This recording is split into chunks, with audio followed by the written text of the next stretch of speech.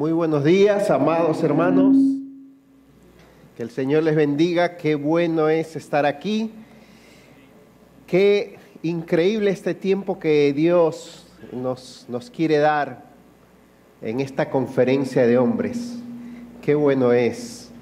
Quisiera invitarles a que abran sus Biblias y busquen conmigo en Éxodo, en el capítulo 3. Me ha tocado el tema el hombre y Dios. Qué tema tan pequeño y tan sencillo, ¿eh? El hombre y Dios, imagínense. Vamos a leer aquí y después vamos a orar. Éxodo capítulo 3, versículos del 1 al 10.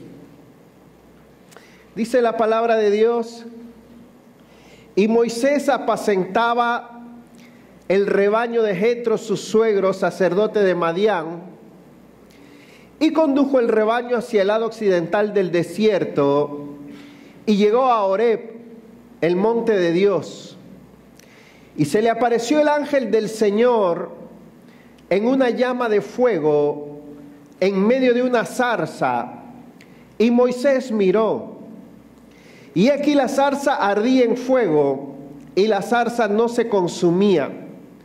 Entonces dijo Moisés: me acercaré ahora para ver esta maravilla, ¿por qué la zarza no se quema? Cuando el Señor vio que él se acercaba para mirar, Dios lo llamó de en medio de la zarza y dijo: Moisés, Moisés. Y él respondió: heme aquí. Entonces él dijo: no te acerques aquí, quítate las sandalias de los pies, porque el lugar donde estás parado es tierra santa. Y añadió: yo soy el Dios de tu padre, el Dios de Abraham, el Dios de Isaac y el Dios de Jacob.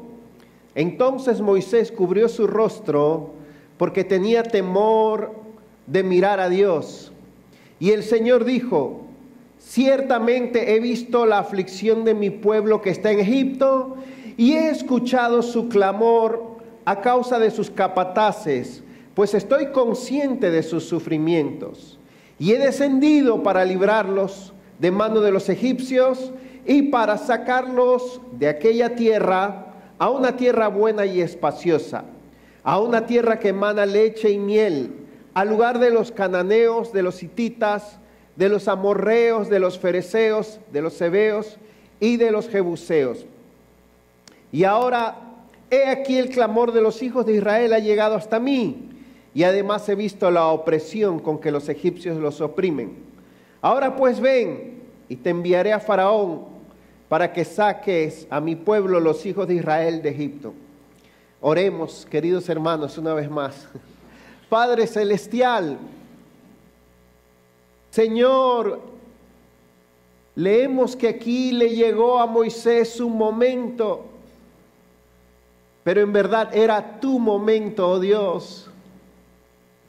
Señor, que hoy día, que este año sea también tu momento para nosotros de visitarnos, de derramar tu gracia, de derramar tu luz, tu poder, tu sabiduría sobre nosotros los hombres.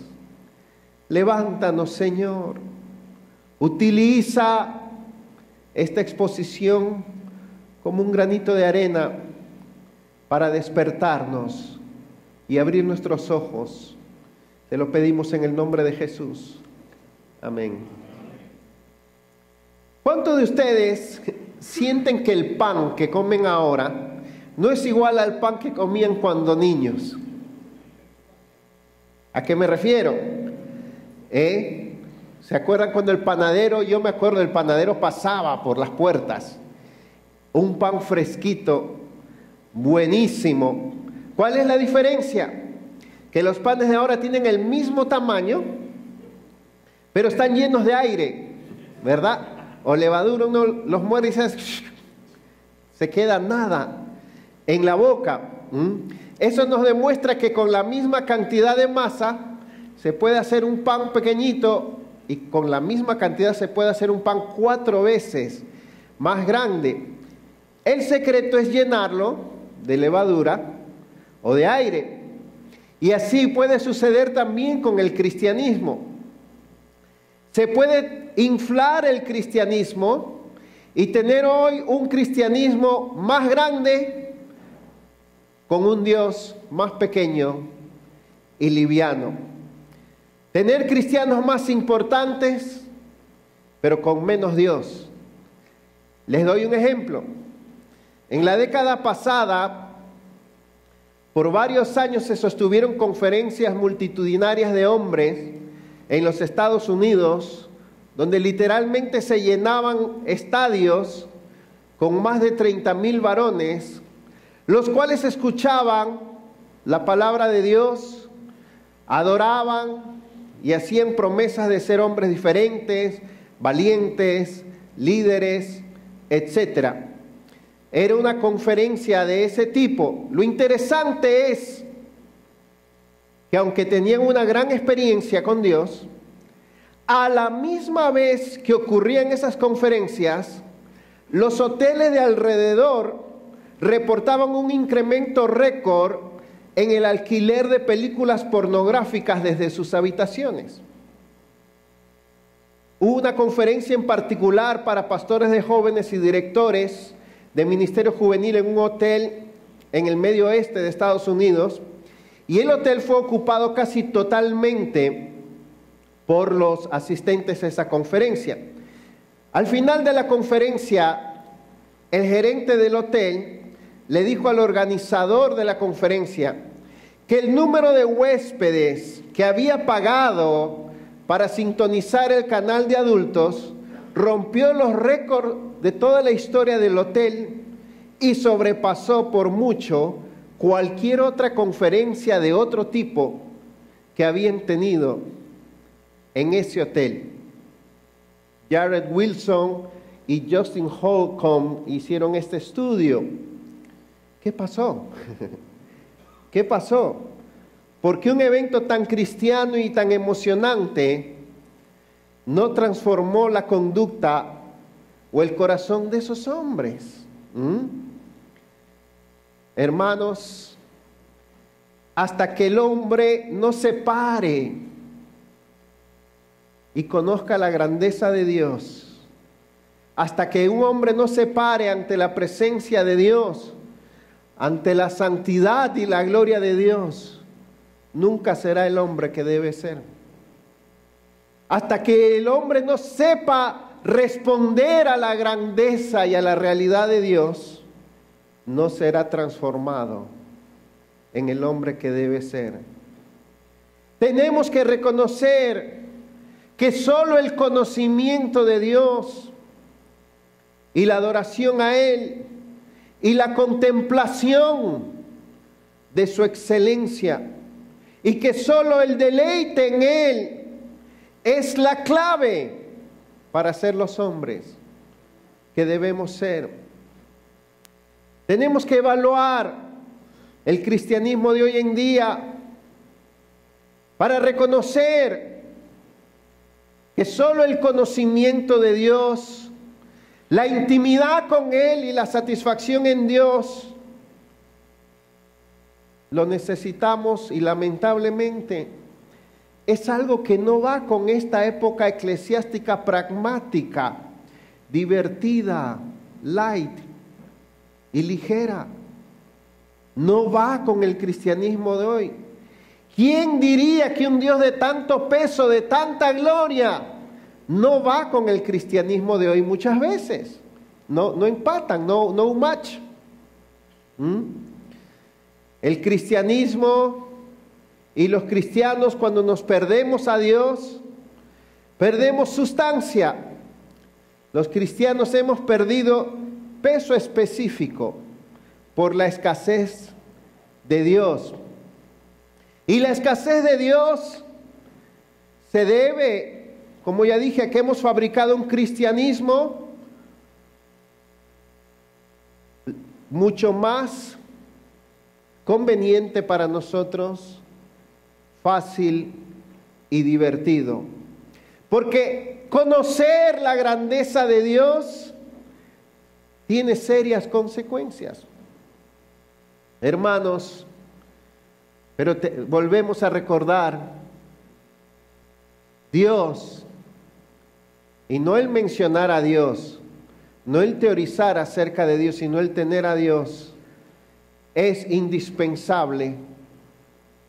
Dios es único, Dios es suficiente, por eso es imprescindible que el hombre conozca a su Dios debidamente y se relacione debidamente con Él, que lo ame por sobre todas las cosas y que experimente de manera contundente su presencia en su vida y su obra también.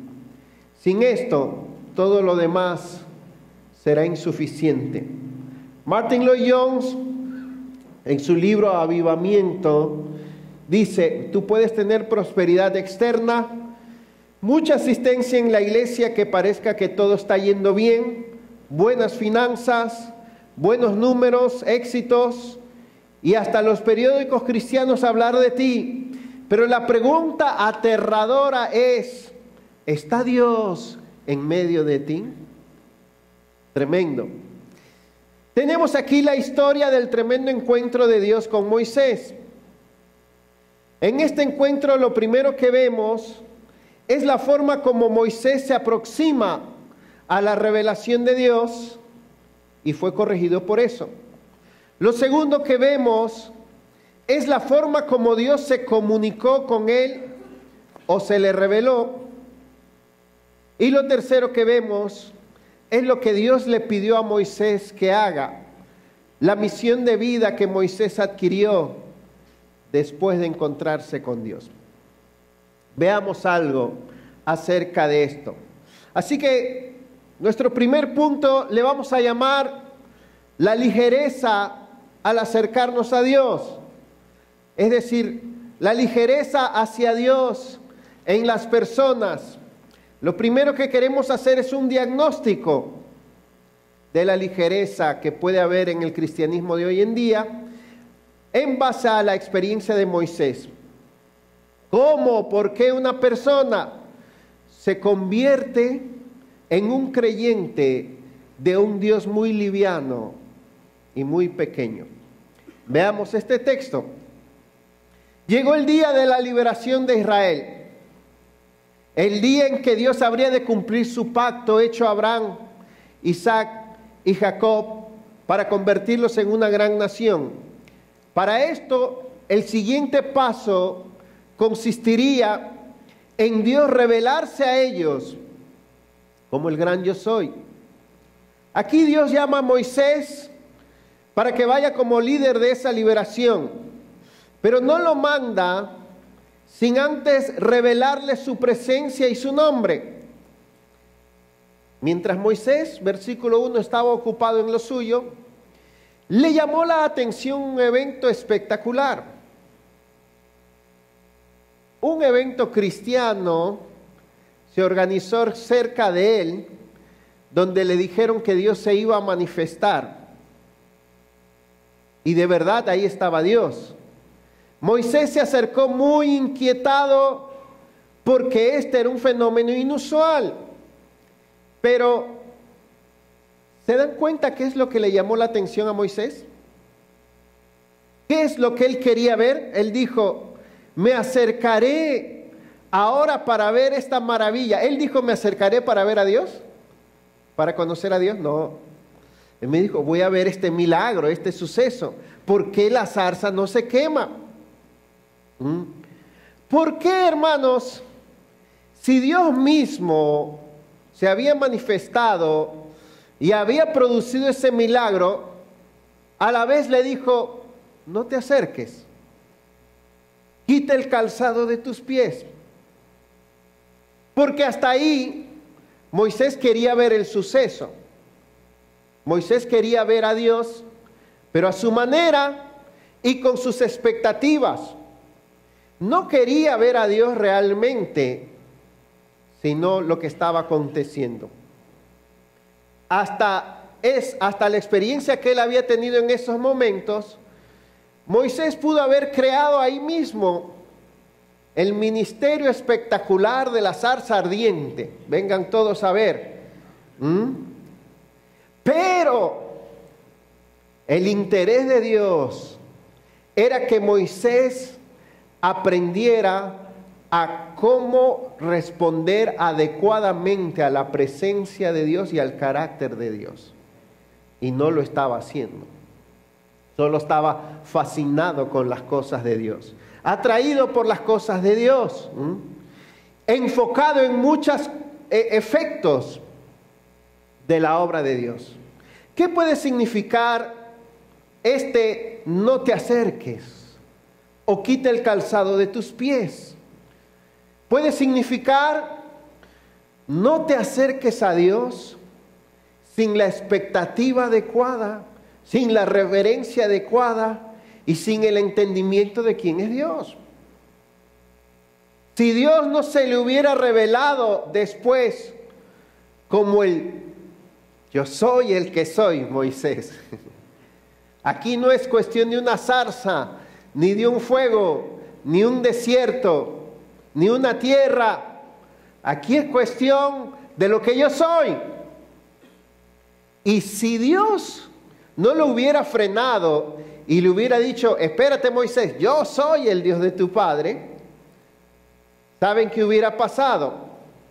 Moisés se hubiera imaginado o hubiera creado un cristianismo centrado en el hombre, centrado en satisfacer los deseos y las necesidades y las curiosidades del hombre, centrado en el entretenimiento de lo divino, un cristianismo centrado en la consecución de intereses propios, un cristianismo centrado en sus emociones. ¡Ay, qué lindo está esto! Un cristianismo centrado en la gente. Eso es lo que se ha creado hoy en día. Y ese es un cristianismo con poco de Dios en él. ¿Está Dios ahí? Dios está haciendo cosas. Nos gustan las cosas que está haciendo Dios, pero no vemos más allá quién y cómo es Dios. Y la causa de esto es el poco conocimiento de Dios. Un cristianismo interesante, pero que ofrece entretenimientos o sustitutos de Dios. ¿Cuáles son los sustitutos de Dios?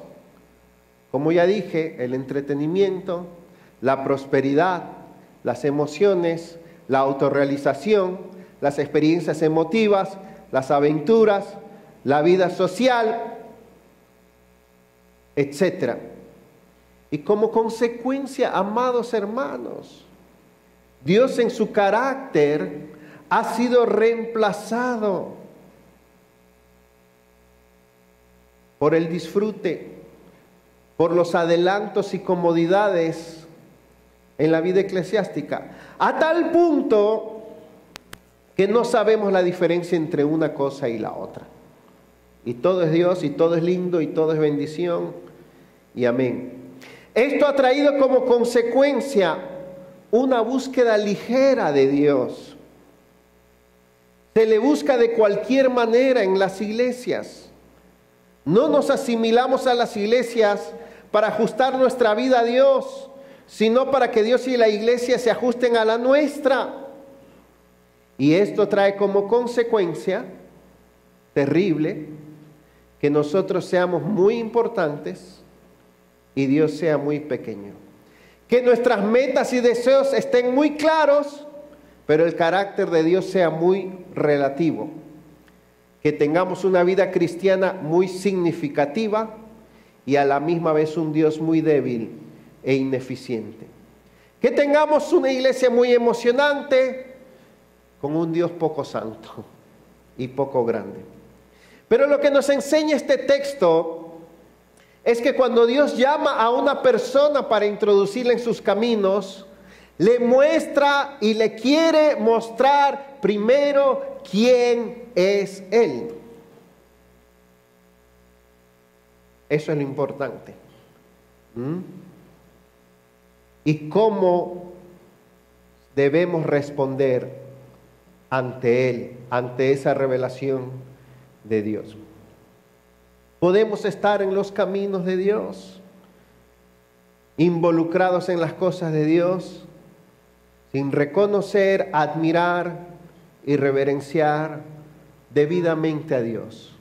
Moisés le dijo al pueblo de Israel en Deuteronomio 29, a partir del versículo 2, ustedes han visto las grandes cosas que el Señor ha hecho por ustedes, pero hasta ahora Dios no os ha dado ojos para ver, ni oídos para oír, ni corazón entendido. Pablo le dijo a los corintios, algunos de ustedes no conocen a Dios, en 1 Corintios 15:34. Jeremías 9:23, dicen que no debemos gloriarnos. No se gloríe el sabio en su sabiduría, ni el rico en sus riquezas, ni el fuerte en su fortaleza. Gloríese en esto, una sola cosa, en conocerme y en entenderme. ¿Qué pasaría si Dios te dijera que lo único que vas a tener a partir de ahora es a Él? Que lo único que vas a ganar en esta vida es a Él. Y que lo único que vas a poder disfrutar es a Él. Algunos diríamos, qué cristianismo tan aburrido. Esa no es la vida cristiana que me vendieron. Así que lo primero que vemos es la ligereza con que Moisés se acercó. La ligereza hacia Dios. Lo segundo que vamos a ver, y aquí viene la parte más importante, es el encuentro, el conocimiento y la relación con Dios. Es decir, la manera como Dios se le reveló a Moisés. Entonces, si el cristianismo no se trata de yo, ¿de qué se trata? Se trata de Él, se trata de Dios, se trata de estar llenos de Dios, de rebosar de Dios, de estar satisfechos en Dios, de vivir para glorificar a Dios. Todo se trata de Él. Y si se trata de eso, entonces la pregunta es, ¿cómo llenarnos de Dios? Volvamos aquí a nuestra historia. Dios detuvo a Moisés y lo siguiente que hace es revelarse a él y le dice, espérate Moisés, antes de venir a esta actividad quiero hacerte saber una cosa. El lugar donde estás es santo y todo aquí es santo porque yo estoy aquí. Y también le dice, yo soy el Dios de tu padre, es decir, el Dios del pacto con este pueblo. Y le dice, yo soy el que soy. Ahí es que Moisés entendió de qué se trataba esta aparición y dice que tuvo miedo de mirar a Dios. Dios lo saca de ver el fenómeno de la zarza y lo enfoca en quién es Dios. Así que, ¿cuál fue la revelación de Dios? Esto es tremendo. Moisés, olvídate del lugar, olvídate de la zarza. Yo soy, como diciendo, mírame a mí. Y yo soy el que soy. Conoce lo que yo soy. Entiende lo que yo soy. Yo soy este Dios de tus padres. Hagamos un stop aquí, porque esto es muy antiguo, este suceso. ¿Dónde vemos el Evangelio en este texto? En este suceso. Yo soy el que soy. ¿Se acuerdan quién fue que dijo en Juan 8:58? Antes que Abraham fuera, yo soy. Juan 1:14. Y aquel verbo se hizo carne. ¿Cuál verbo? Bueno, en el principio era el verbo era con Dios y el verbo era Dios. Todas las cosas por Él fueron creadas. Y aquel verbo se hizo carne y habitó entre nosotros. Y vimos su gloria. Ahí está hablando de la Shekinah, de la gloria de Dios del Antiguo Testamento. Gloria como del unigénito del Padre, lleno de gracia y de verdad. Segunda de Corintios 4:6 dice, porque Dios, quien mandó que de las tinieblas resplandeciese la luz, es, palabrita tan importante de 2 letras, es quien resplandeció en nuestros corazones para iluminación del conocimiento de la gloria de Dios en la faz de Jesucristo. La misma revelación que Moisés recibió de Dios es la misma revelación que Cristo dio a conocer, y es el propósito del Evangelio, es la misma revelación que Dios efectúa a nosotros por el Evangelio. El propósito del Evangelio es revelarnos a Dios, acercarnos a Dios, conocer a Dios, disfrutar de Dios con toda claridad, con toda realidad y en toda su gloria y magnificencia. Disfrutar de Dios, reconocer su grandeza. Porque Cristo es el tabernáculo de Dios con los hombres. Lo que vemos aquí como un encuentro directo entre Dios, Jehová y Moisés, hoy se ha efectuado en nosotros en Jesucristo, por medio del Evangelio. Y Jesucristo es el camino para conocer a Dios y para que Dios se convierta en alguien glorioso, en alguien de peso en nosotros. ¿Cómo hacer para que nada reemplace el conocimiento de Dios en nuestras vidas? Bueno, permítanme mencionar 3 cosas importantísimas. Primer paso, conocer en qué consiste la revelación de Dios. La manera en que Dios se nos da a conocer. Cuando Dios se da hacia nosotros, en primer lugar, experimentamos un conocimiento personal de Dios. No hay forma de conocerle sino solo a través de una relación o un encuentro personal con Él. Y nuestra comunión, primera de Juan 1:3, verdaderamente es con el Padre y con su Hijo Jesucristo. Lo primero que conocemos es a la persona, conocer a Dios personalmente. Cuando Dios se nos da a conocer, lo segundo que conocemos es cómo es esa persona. Es decir, comenzamos a conocer el carácter de Dios. Yo soy el que soy. Por un momentito, hermanos, piensa en el deleite y en las repercusiones tan masivas que tiene este simple concepto. El Catecismo Menor de Westminster dice en su 4ª pregunta, ¿qué es Dios? Dice, Dios es espíritu, infinito, eterno e inmutable en su ser, sabiduría, poder, santidad, justicia, bondad y verdad. Amén. Wow. Nos llevaría toda una vida a entender, saborear cada una de esas palabras, hermanos. Cuando Dios se nos da a conocer, en tercer lugar, conocemos cuánto vale esa persona. Es decir, comenzamos a conocer la belleza y la excelencia de esa persona. La Biblia le llama santidad. Comenzamos a conocer lo santo y único y glorioso que es Dios. La revelación de Dios nos muestra algo que los teólogos le llaman los atributos sumarios, o sea, la suma o la forma de definir todo lo que Dios es en su carácter, es que Dios es glorioso, hermoso, santo. Wow.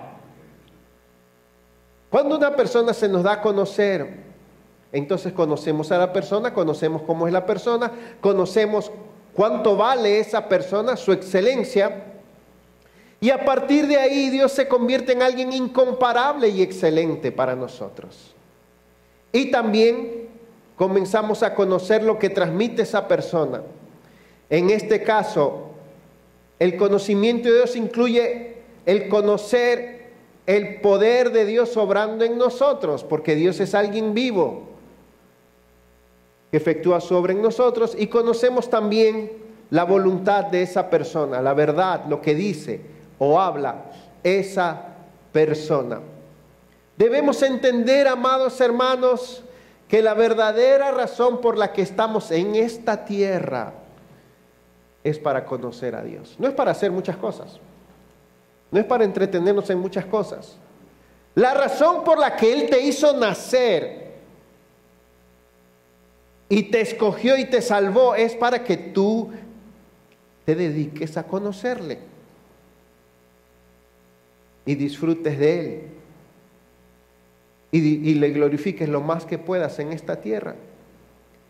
Todas estas cosas que acabo de mencionar son la principal experiencia del cristiano, porque lo más importante en tu vida es tu experiencia con Dios, tu relación vertical, y de eso depende todo lo demás. El fin de conocer a Dios, ¿saben cuál es? Conocer a Dios para glorificarle. Aparte del primer paso, ¿en qué consiste conocer la revelación de Dios? Lo segundo que vemos aquí es conocer el efecto que debe producir en nosotros la revelación de Dios. Moisés se quitó las sandalias, Moisés tuvo miedo, Moisés se postró. ¿Qué produce el verdadero conocimiento de Dios en nosotros? Produce piedad, es decir, una vida de admiración, de adoración, de amor, de deleite, de satisfacción en Dios, porque es imposible conocer a un Dios glorioso y santo y que no se produzca piedad en nuestras vidas. J.I. Packer dice en su libro Hacia el conocimiento de Dios: si nuestra teología no despierta nuestra conciencia y no ablanda nuestro corazón, entonces esa teología endurecerá más bien esas dos cosas. Si el Dios de gloria, de poder, de soberanía, de bondad infinita se manifiesta en tu corazón, ¿qué habrá de producir eso? Uno no puede tragarse una bomba atómica y que a uno no le pase nada. Hay que explotar. En este caso hay que explotar de gloria, de deleite, de satisfacción, de adoración, de piedad. Porque cuando se conoce y se disfruta adecuadamente a Dios, el deber y el deleite van de la mano, la reverencia y la alegría también. Conocer en qué consiste la revelación de Dios, conocer el efecto que produce la revelación de Dios y conocer las prioridades de vida que produce la revelación de Dios en tercer lugar. Si Dios es como es, bueno, santo, fiel, soberano, veraz, justo, lleno de gracia, misericordioso, omnipotente, infinito, majestuoso, incomprensible, poderoso, entonces se da a conocer a tu vida cuáles serán a partir de ahí las prioridades de tu vida como cristianos. Cuando Dios se revela en nuestras vidas, Él se convierte en nuestra prioridad, en nuestra necesidad, en nuestra meta y en nuestra pasión en la vida diaria. Por lo tanto, al conocer a Dios, nuestra prioridad de vida será, número uno, acercarnos a Él, buscarle, intimar con Él. Primera de Corintios 1:9 dice: fiel es Dios, quien nos llamó a la comunión con su Hijo Jesucristo. La comunión del Espíritu Santo sea con todos vosotros. Segunda de Corintios 13:14. La prioridad del cristianismo Sí, hay que hacer cosas, pero la prioridad del cristianismo es la comunión con Dios, pasar tiempo con Dios, tener intimidad con Él, ser amigos de Dios, aprender a caminar con Dios, tener una relación cada vez más viva y cada vez más creciente con Dios. John Owen escribió: Cristo es nuestro mejor amigo y por siempre será nuestro único amigo. Oro a Dios que yo pueda estar cansado de todo, menos de la comunión con Él. Las amistades, decía él, la amistad es mantenida principalmente por las visitas. Y estas, por las que sean más libres y no ocasionadas por negocios urgentes, cuando él hablaba de la comunión con Dios. ¿Se dan cuenta de lo que él quiso decir? Visitar a Dios. Él le llamaba visitas asediantes. Él dijo también en su libro Meditaciones en la gloria de Cristo: la revelación de Cristo merece el más agudo de nuestros pensamientos. Pero ¿quién tiene tiempo para eso hoy en día? ¿Qué beneficio me deja eso hoy en día? Pasar tiempo con Dios. Estoy muy ocupado, soy muy importante, hay muchas necesidades en la iglesia, tengo que hacer porque Dios cuenta conmigo. No, tú cuentas con Dios. Eres tú para Él. ¿Qué es esto de comunión? Tiempo con Dios, contemplación, deleite en Él. Primero, tu primera prioridad es buscar a Dios. Tu segunda prioridad es crecer en conocimiento de Dios. Dedicarnos a conocerle. Esta es la vida eterna.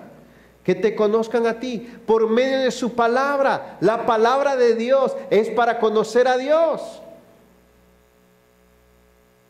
y para disfrutar de Dios. Tu tercera prioridad será vivir para agradarle, para glorificarle, para obedecerle y para servirle, ya que Él es lo más importante de nuestras vidas. Y tu cuarta prioridad será reflejarle, ser como Él, porque Él se convierte en más importante que nosotros mismos. J.I. Packer vuelve a decir en su libro Hacia el conocimiento de Dios: debemos reconocer que Dios está en el fondo del asunto o en el corazón de todas las cosas y que existimos para su gloria. Esto quiere decir que nosotros, escuche bien, esto a mí todavía me deja pensando, dice, nosotros existimos para Él, no Él para nosotros. No sé. Yo pensaba que era al revés. Por último, lo tercero aquí. El llamado de un hombre cuando conoce a Dios. Volvamos a nuestro texto. Y ahora demos un pasito más en nuestra historia. A partir del versículo 7, Dios le muestra a Moisés la necesidad que hay. Le hace ver lo que Dios está viendo.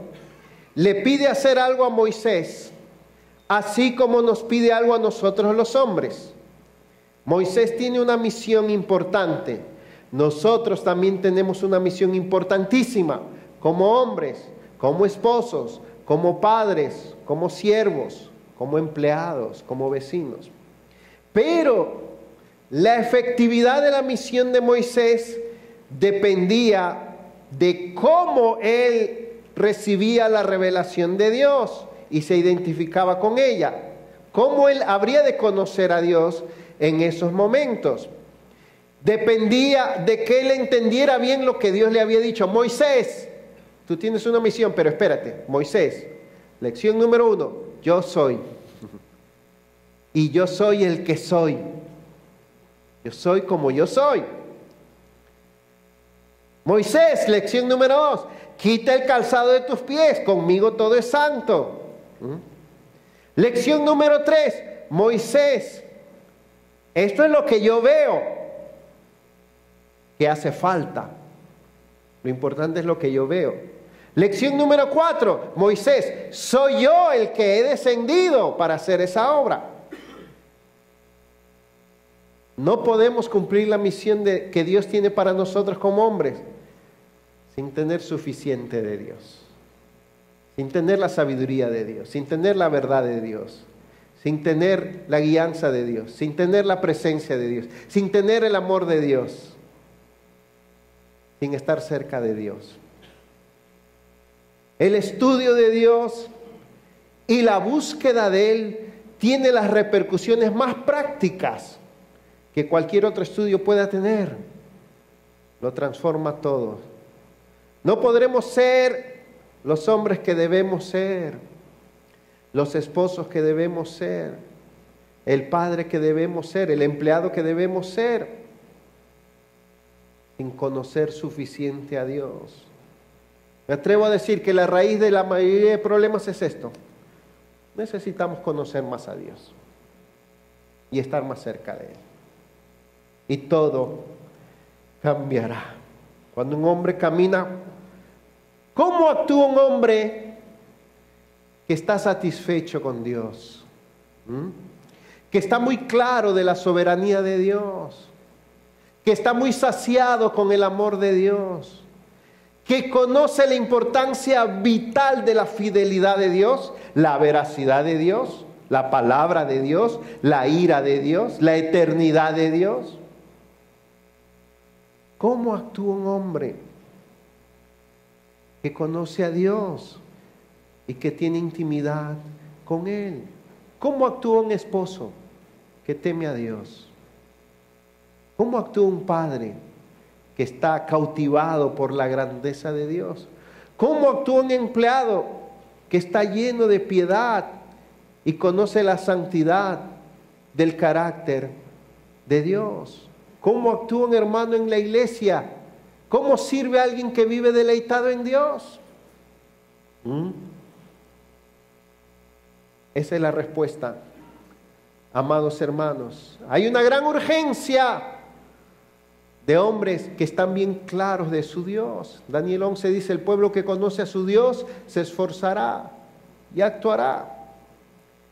Hay una gran urgencia de hombres comprometidos con la grandeza de Dios, con la santidad de Dios. Hombres que adoren a Dios. Estamos en esta conferencia, el hombre y su relación con Dios. El hombre y Dios. ¿Qué es Dios para ti?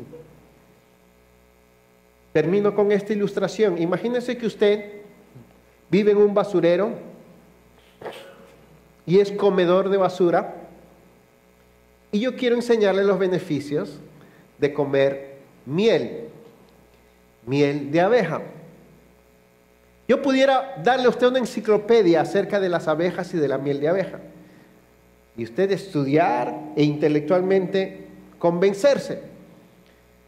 Pero su paladar, sus hábitos, su voluntad tan habituada a lo mismo, su costumbre, su vicio, quizás no le permitirá hacer el cambio. Pero si en lugar de eso yo le traigo un frasco de miel pura y se la doy a probar, por experiencia ya usted va a saber cuán buena es la miel. Y en esos momentos usted pasará de ser una mosca a ser una abeja. ¿Dónde se paran las moscas? ¿Qué comen las moscas? Basura. ¿Y las abejas? Solo miel. Oh, el día que digamos: Señor, solo quiero disfrutar de ti. Quiero conocerte. Pablo lo puso de esta manera cuando se convirtió. Él narra la experiencia interna de su conversión en Filipenses 3:7 y dice: cuando yo era mosca, todo lo que para mí era ganancia, fariseo, no sé qué, no sé cuánto, lo he estimado como pérdida y como basura. Y él dice, número 1, por amor a Cristo. Número 2, para conocer a Cristo. Número 3, para ser hallado en Él. Y de esta manera, ganar a Cristo. Un Moisés que se enfrentó a un faraón y a un pueblo contencioso y siempre fue fiel. eso lo produjo un gran Dios. Un Josué que se enfrentó al enemigo más feroz e impío, eso lo produjo un gran Dios. Un Pablo a quien la oposición de un mundo entero no fue impedimento para vivir para el Evangelio, lo produjo un gran Dios. Un gran Dios produce un gran hombre. Oremos. Señor, venimos ante ti, pidiéndote que tu palabra y tu Santo Espíritu estimule nuestro apetito, alumbre nuestros ojos con visión nueva, persuada nuestra voluntad para venir más a ti. Perdónanos por prestarte poca atención. Perdónanos por vivir con un espíritu pragmático, donde apenas si te visitamos y recibimos gotas de ti y confiamos más en nuestra suficiencia. Perdónanos por creer que más es lo que tenemos que dar que lo que tenemos que recibir. Perdónanos por creer que somos tan importantes y no ver cuán importante eres tú. Perdónanos por no ver que nuestra gloria y deleite y satisfacción están solo en ti. Abre nuestros ojos, oh Señor, haznos hombres verticales. Que este sea el momento de inclinarnos ante ti, comprometernos con un caminar serio con Dios y llénanos de ti por tu gracia. Te lo pedimos en el nombre de Jesús. Amén. Señor les bendiga.